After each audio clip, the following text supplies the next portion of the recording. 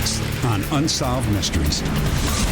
For more than 30 years, strange formations have appeared in the wheat fields of southern England. Does new evidence finally explain these mysterious crop circles? $250,000 worth of platinum is stolen from the factory, and a security guard is missing. Was he part of the heist? Two investigators develop different theories when a woman dies in a mysterious car fire. Was it a tragic accident, or was it cold-blooded murder? And just a regular family man turns out to be running $1 million drug ring. 5 compelling cases, some just waiting to be solved, and maybe you hold the key. I'm Dennis Farina, and this is Unsolved Mysteries.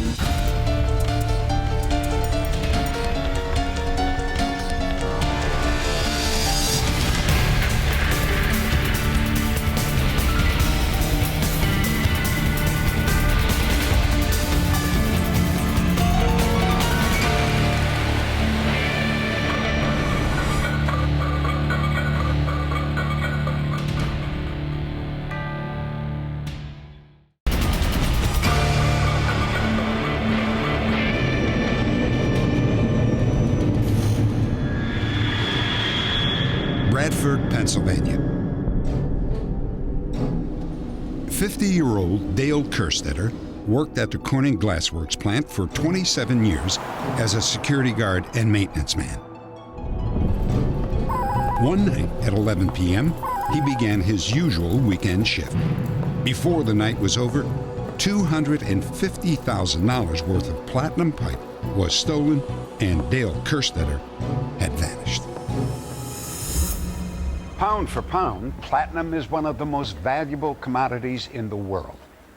After Dale Kerstetter and a fortune in platinum disappeared, police began to wonder, was he a robbery victim, or was he the robber himself? By all accounts, Dale was an ordinary man who was loved by his family and respected by his employer. He was very compassionate, honest, liked to have fun, loved the outdoors.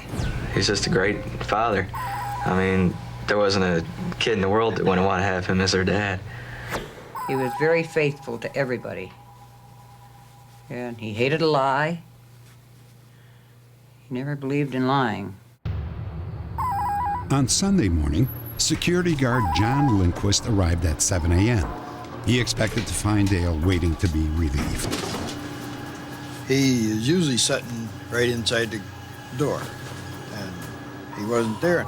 So I walked to the cafeteria, and I see his lunch pail sitting on the table. I happened to pick up the newspaper, and there the keys was. So I looked in his lunch pail, and I see it was everything was there. He hadn't ate. Later Sunday morning, Dale's pickup truck was found in the plant parking lot.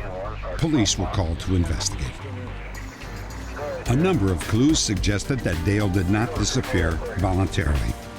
His keys were still in the ignition, and he left behind a full carton of cigarettes, an empty gun holster from his .22 caliber pistol, and his day pack. That afternoon, the sheriff's canine unit was brought in to track Dale's movements through the huge plant.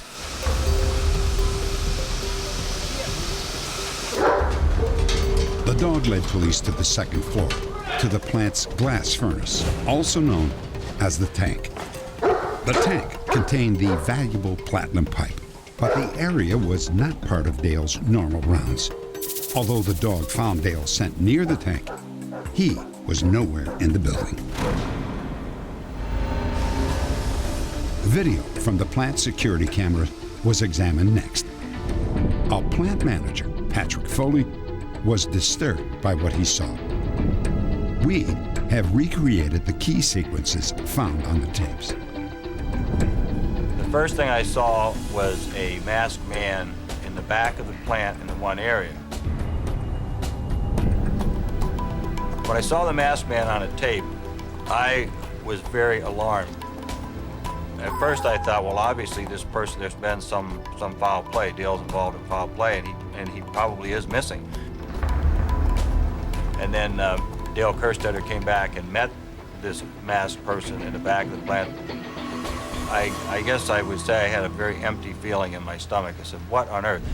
And then as I continued to review the tapes and I saw the masked person come back out and go up to the tank area, then I was extremely anxious, because at that time I realized that not only did we have a missing employee, there was a good possibility that we had missing platinum in the plant.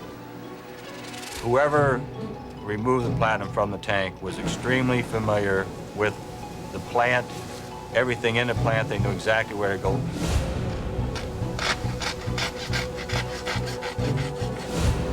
The police could not tell if Dale was being coerced or if he was part of the heist.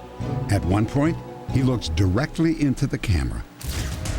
Was he signaling for help, or was he coolly flaunting his crime? If he was involved, why would he willingly walk in front of a camera? Knowing that it was there, he knew the camera was there. Why wouldn't an attempt have been made to cover the camera? It just doesn't make sense. The fact that he did everything in front of the cameras was once again just Dale Kerstetter to say to us, look, hey, here I am. I'm taking your platinum, and there isn't a thing you can do about it.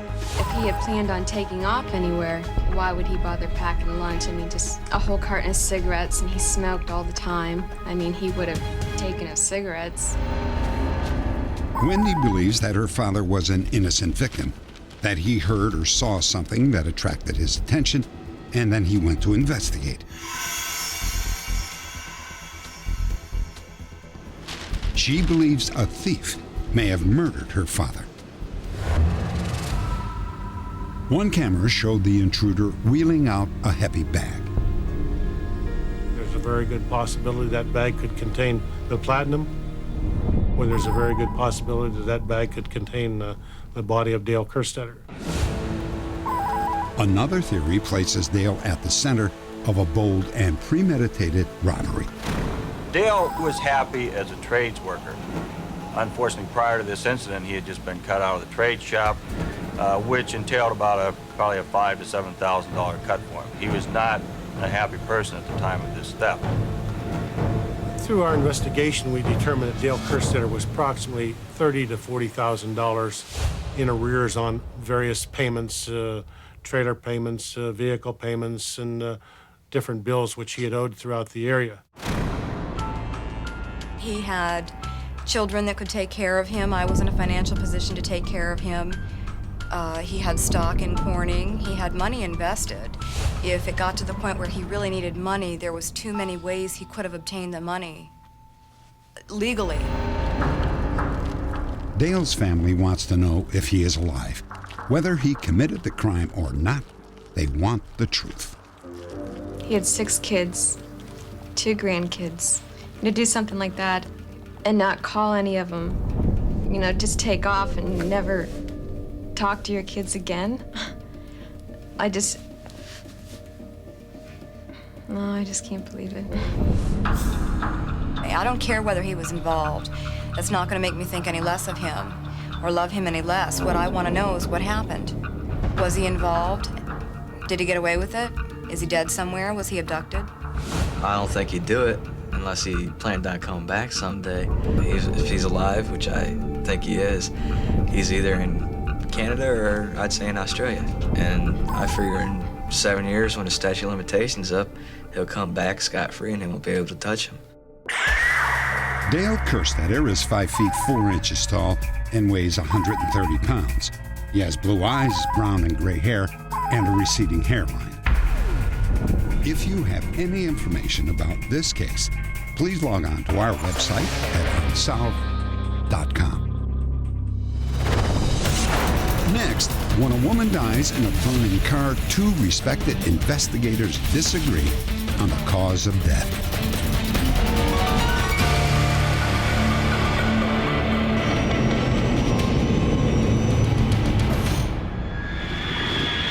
New Rockford, North Dakota. This is ridiculous. We don't know where our son is. At 2:30 in the morning, Kathy Bonderson has an argument with her husband about their teenage son. You go look for him then. Okay, He's I out will. late again without permission. You have a heck of a lot better luck than I did. As a night nurse, Kathy has never missed a shift. But tonight, she is so concerned that she calls in sick. Around 2:45 a.m., her son is on his way home with his girlfriend when he sees his mother's car heading out of town. That's my mom's car. Jeez, I hope she didn't see me. And then he spots another car following close behind. He assumes his mother is driving her own car, but in fact, he can't clearly see the driver in either vehicle.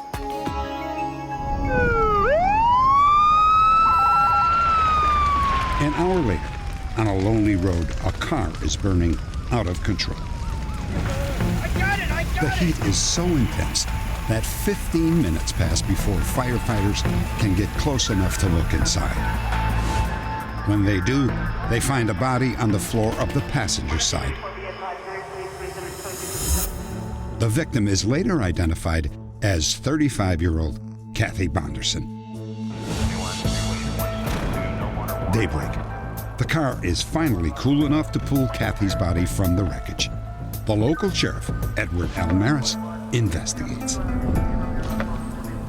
As I remember it, the firewall was completely burned, the steering column, the dash, the front seat. The only thing was left was the steel. Listen, I'd like to have the boys flush it out, so if there's any fragments left in the body. The fire had to start up front someplace. There could have been a short, a wire pinch, something, because that car was doing some bending also when it went across those tracks. Sheriff Almaris believes that Kathy lost control of her car before reaching the railroad crossing and then bounced across the tracks. The car made an abrupt turn, as if it was trying to avoid something, then straightened out, went across the tracks. There was marks on the tracks, which showed us that the car very definitely went over the tracks, not the crossing. Almaris is convinced that when Kathy hit the tracks at high speed, it sparked the fire and threw Kathy to the floor on the passenger side of her car. Sheriff Almaris was convinced Kathy Bonderson was the victim of a tragic accident.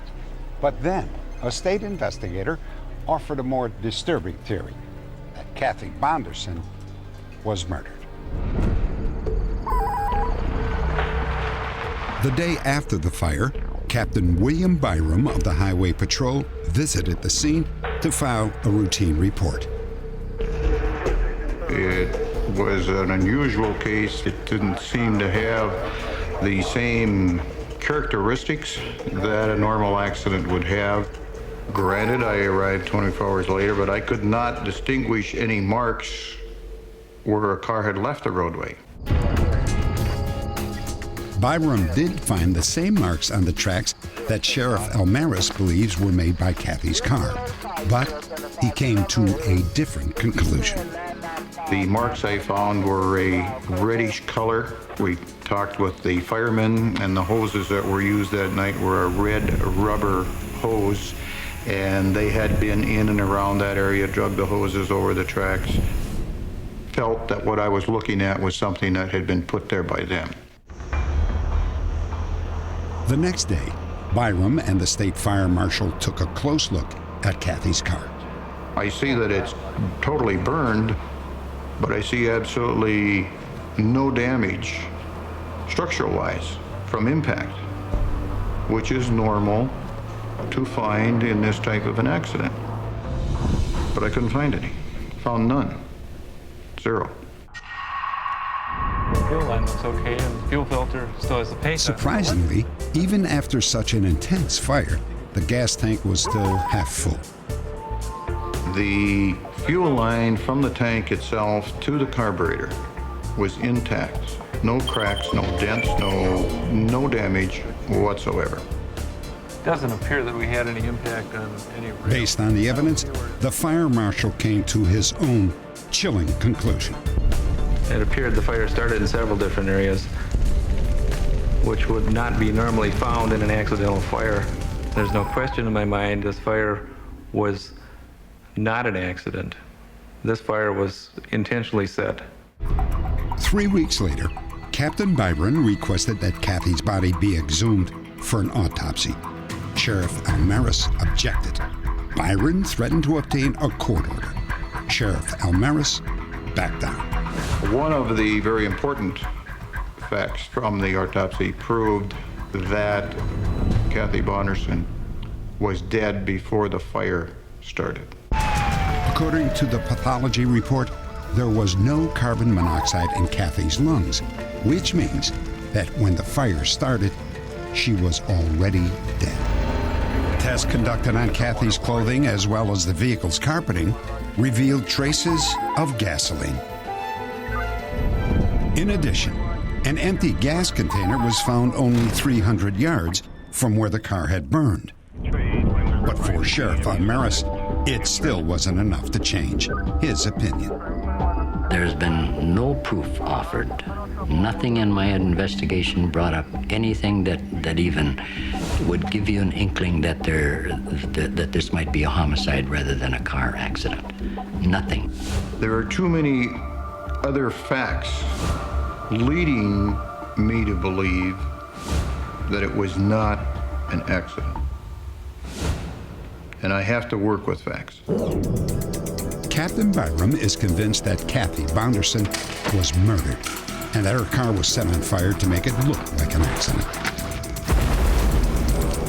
But the question remains, who killed her and why? Update. 18 years after Kathy's death, the North Dakota Bureau of Criminal Investigation reopened her case. They scheduled an interview with Kathy's husband, Robert Bonderson. But before the meeting could take place, he committed suicide.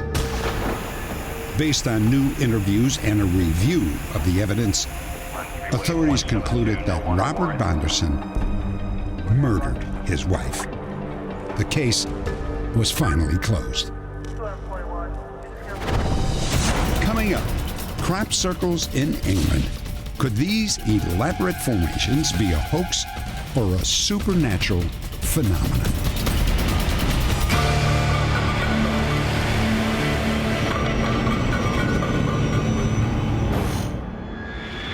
The county of Wiltshire, southern England. Charity Down, a farm 2 hours from London. On a foggy spring morning, Chris Wood drives his tractor through one of his wheat fields and finds something that he has never seen before. A huge circle has appeared in the wheat. It's really amazing, how the actual crop was laying on the ground, and it was so perfect, really. The crop circle that Chris found has never been explained.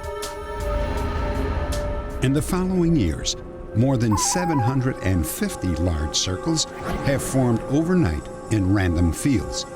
The question is, how did they get there? The most wonderful thing about it is when you actually go out the night before to look for a circle and there's nothing there, it's just a lovely field of growing corn. And then the following morning, when you get up early in the morning in the first light of day, and suddenly there is the circle.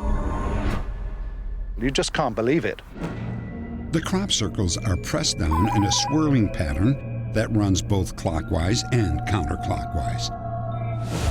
The crop is not damaged. It continues to grow and can be harvested normally.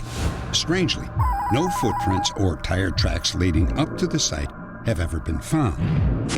And the circles display a wide variety of shapes and patterns. We've got a flare here, a radial flare here. That's right, and that seems to be the heart. Pat Delgado and Colin Andrews have spent 10 years trying to figure out what's really happening in the wheat fields of England. Now it's beginning to show. We have invited many professional scientists of various disciplines to help us in this investigation. And quite rightly so, they start off with considering that it could be a hoax. Dr. Archibald Roy has been studying crop circles since 1980. I think that it's very reasonable for a person to say, look, these are hoaxes because they look so artificial. But I don't think that the hoax theory can be held very strongly because there are so many of these circles. Now in 8 or 9 years, they've logged about 700, 250 this year, this summer alone. The amount of time that would have to be spent by a very big team of people making those circles is getting quite enormous. I simply don't see the hoax theory as a very strong contender. As part of a television experiment, British troops attempted to create an artificial crop circle. In all instances where something mechanical is used to flatten the crop, you will damage it. And we can walk into a circle and very, very quickly determine whether it's hoaxed, and that is mechanically made, or it is a naturally created one. When we examine a naturally made circle, the portion of plant that just comes out of the ground must be softened, bent over, and then hardened up again. So not only is the mystery in the circle itself, but what is it that is softening the plant, bending it over, and then hardening up again? This is a real mystery. If the crop circles are not a hoax, then who or what is making them? There are no underground formations like sinkholes or rocks that might give shape to the patterns. Some have suggested that whirlwinds could have created them. But after careful study, there is no evidence that crop circles are the result of any natural force. There's got to be an intelligently manipulated, inexplicable energy used here, and we don't know the first thing about it, but it's there. Sometimes the appearance of crop circles can be linked to sightings of bright lights in the night sky. One such sighting took place when Pat and Jack Collins were driving through a stretch of farmland near Stonehenge. We'd been out for the evening, and on our way back, about 11 o'clock at night, we saw this circle with lights all the way around the edge. He said, "Good, look at that." I said, "Good gracious." I said, "Whatever can it be?" And so we said it couldn't be, you know, a flying saucer or anything. Colin Andrews believes the lights can be connected to two different sets of crop circles. The same night as they saw this extraordinary clustering of lights over that site, a quintuplet set appeared in a field just a few miles to the east near Alresford. And the same kind of formation was found just a few days later in a very remote spot south of Andover. And the alignment of those two sites took us directly over the top of the Collinses' particular sighting. I haven't the faintest idea what is causing these circles. I find them a most intriguing and entertaining mystery. A lot of the circles appear in the vicinity of the great megalithic monuments of southern England. Now, if these circles have been appearing for, let's say, 5,000 years, then they would have been appearing in the wheat fields and corn fields of the megalithic farmers. What would they have made of them? Would they have said, these are signs from the gods? Perhaps we should build monuments which mimic these circles, and so they would build things like Stonehenge. It's an intriguing possibility. Having said that, we haven't actually seen one of these this year, and this county... Hoping to solve the mystery, more than 50 researchers descended on a farm where many crop circles had been discovered. They surrounded a field with audio and video equipment. That's a terrible noise, just as you stand in the center.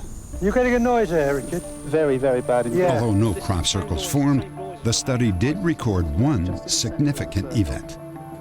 Coming and going as you Well, what happened was that Pat and myself were being interviewed in the largest circle we'd ever seen when the sound man detected an electronic warbling noise which came onto the sound equipment.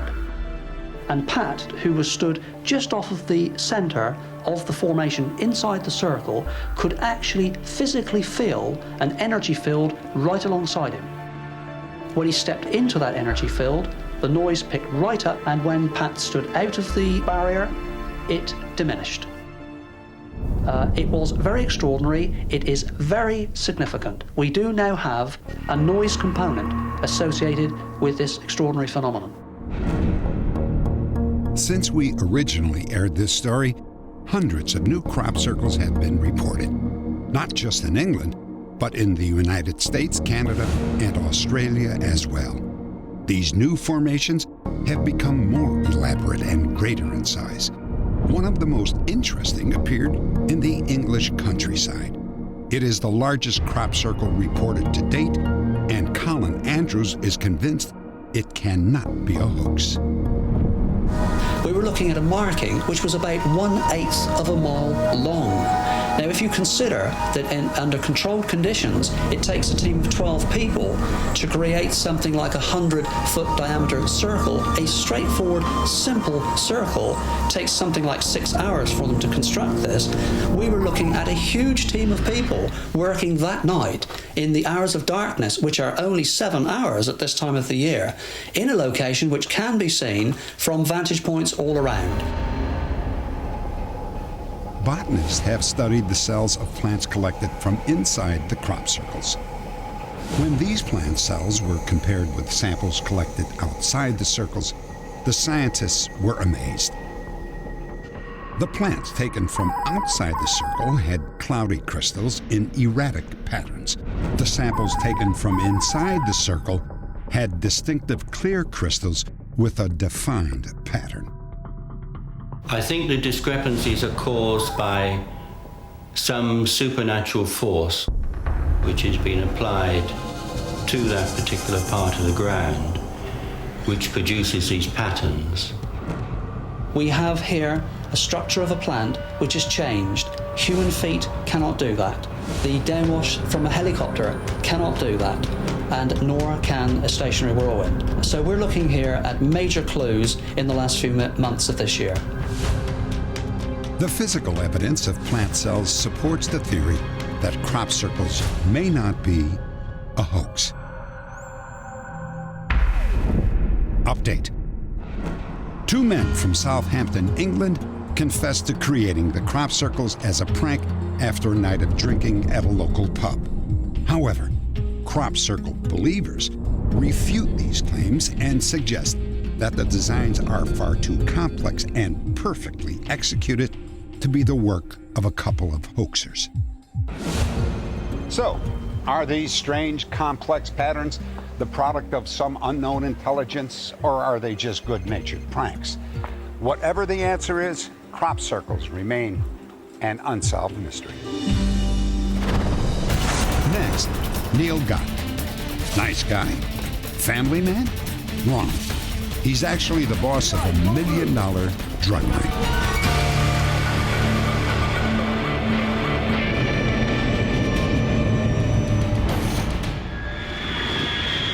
North Benton, Ohio.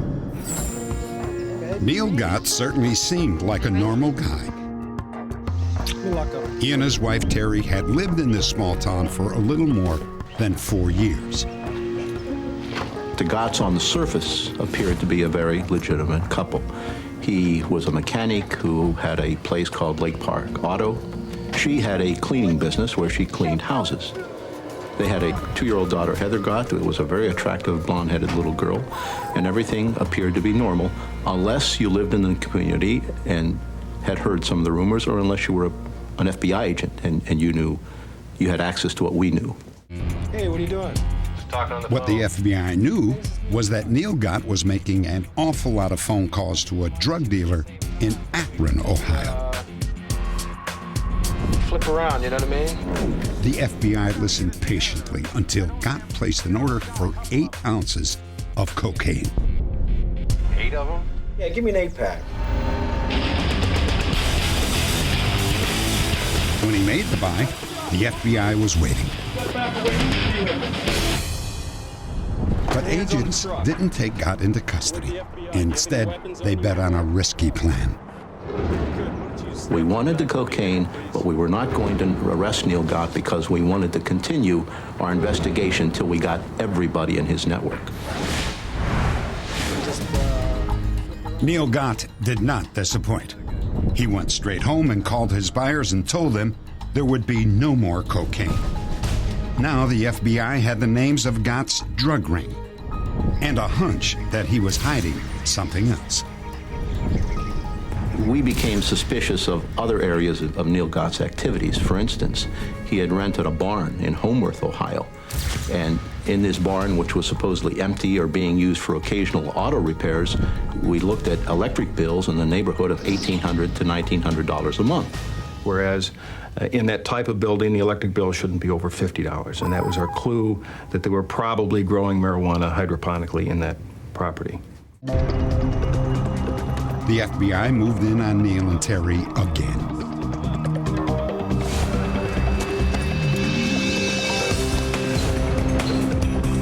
His indoor growing operation was everything we expected and much more. It was a very sophisticated operation with expensive strobe lights, which are heating lamps, expensive timers, irrigation piping and tubing to all these various plants, grow packs, everything a successful marijuana operation for an indoor growth needed, Neil Gott had. Inside, with that kind of secrecy, in normal cases, you can harvest at a minimum 4 times a year. Your minimum harvest would be in the neighborhood of $75,000 to $100,000. In addition to the marijuana, agents also found high-powered rifles, handguns, and explosives. This time, Neil and Terry Gott were arrested. FBI agents arrested every member of the Gott's drug ring, another 20 people.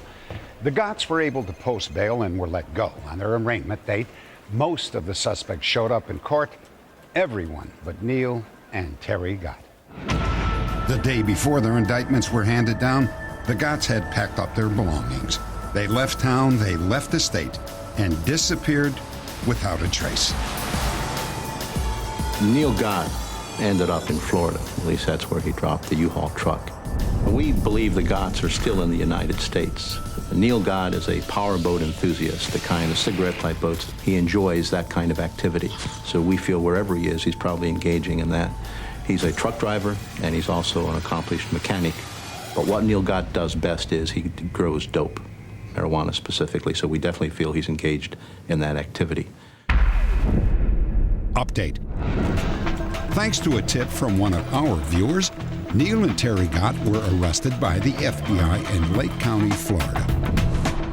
Agents found them with over $1 million worth of marijuana and cocaine. Each was convicted on a single drug charge. Both served time in a federal prison and have since been released. Next, to adopted children and their birth families share psychic connections.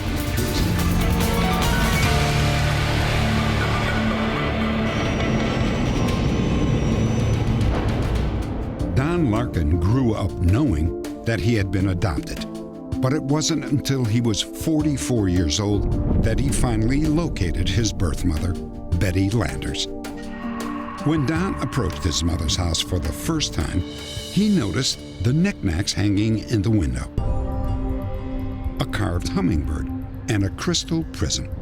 Don had only seen these items together in one other place, in the front window of his own home. It really startled me to see somebody else having something like that in the window of their house. And I just thought, well, she must be a pretty neat lady because you picked the same stuff I did.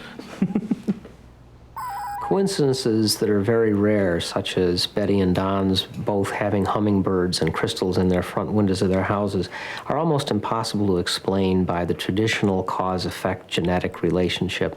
That's a very good example of one that is probably due to some unknown spiritual, psychic connection. Many believe that the same bond exists between separated brothers and sisters. Lorelei Smith was the only daughter of her adoptive parents, and yet, even as a 4-year-old, she sensed that somewhere she had a sister. Yes, I do. I was so firm about it, one of the teachers felt necessary to contact my parents. I was told at the time not to continue with this illusion or fantasy, but I apparently still kept insisting I had a sister. But I still don't think you have a sister. Yes, I do. She has curly blonde hair and she's pretty. At that time in 1959, Lorelei did indeed have a sister, Lori, then 1.5 years old, and we were living in Alaska. Lorelei was in New Mexico. Lorelei Smith and her sister Lori Stifler learned that they had much more in common than just their first names. Both owned horses, and both played the flute and the guitar, and they had each learned sign language, even though neither one knew a single deaf person. I believe that the most common explanation for these coincidences is probably genetic. But there are coincidences that the genetic attachment, the genetic cause, simply can't explain. And then I think we have to look to a spiritual, a telepathic, a psychokinetic type of explanation, difficult as that may be to do. Elizabeth Bursinity grew up with her adoptive family in Southern California. For as long as she can remember, Elizabeth was drawn to anything and everything French. I was just obsessed with the language. I wanted to be those people that I saw in the films, the Parisians walking along, the students studying at the Sorbonne. I wanted that identity. I wanted to be French. Elizabeth began to have a series of disturbing dreams. A shadowy woman always appeared, and Elizabeth soon came to believe that this was her birth mother. My mother was being told that she didn't have very long to live, that she had cancer, and that it was going to progress at a very rapid rate. Finding new cures every day. There was a lot of sadness I felt from the dream. She was obviously very gravely ill. And to me, that said that she was dying. In late August, I woke up with almost the fact that my mother was dead. I was never going to meet her. It was over. I was never going to see her. I was too late. It was on me the whole day and all the days after that I had missed her. The dream inspired Elizabeth to search for her birth mother. Her adoptive mother provided information that helped get her started. I guess all the waivers are in. All the waivers are in. When she contacted the adoption agency, she found out that just a few months earlier, her birth mother had also requested a reunion. Could I have her name? Nicole Roland, and she's French-Canadian. Bonjour, I'm looking for Nicole Roland, please. Who is this? I'm an old friend of hers from Los Angeles. I'm afraid I have bad news for you. Nicole has passed away. When? Last August. It was devastating. And I said, did she die on August 28th? And she said, yes. And she just broke into tears and said, how would you know that? All I could think of was that my dreams were true, that I had had this strange connection to her. I had known when she was sick, and I had known when she died. Elizabeth soon discovered that Nicole Roland had lived the life she had dreamed of. Her mother taught college French and earned her degree at the Sorbonne in Paris. It seems that me and my birth mother had a lot in common and would have had a lot in common had we been able to know each other. It appears that we were living at times a parallel life, doing the same things, being in the same places, and interested in the same subjects. Although Elizabeth was never able to meet her birth mother, she did find a whole new family. She flew to Canada to meet her half-sister and a house full of her mother's friends and relatives. During the visit, Elizabeth found even more links to her mother. Can I draw with you? Sure. Okay. Let's make it turquoise. I went to all the crayons and I selected a turquoise crayon, which was sort of odd, I thought, but it was an unconscious thing. And I started drawing this house. And I'd never drawn a house like this in my life. The door was on the wrong side, the garage was on the wrong side of the door, and it had little weird dormers and turquoise trim. I just remarked, even while I was driving, oh, this is a strange house, and, well, it's a house, here it is. John, look at this. The room got very quiet. Everybody seemed to be staring at me, and I felt very uncomfortable. There. Elizabeth, why did you draw this house? I don't know. Really? You don't know? No. How is it? Nice. The day after I did the drawing, my sister took me to the house that she lived in with my mother, and it was the house that I had drawn. The same little odd house with the peaked roof and the turquoise trim and the garage on the wrong side. Just before leaving Canada, there was one final event that confirmed her connection with her birth mother. She would be so proud. Thank you. A friend of Nicole's gave Elizabeth one of her mother's favorite books, a collection of poems by a German writer. It was your mother's favorite book. That same poet was also one of her own favorites. In fact, Elizabeth brought the same book with her to Canada.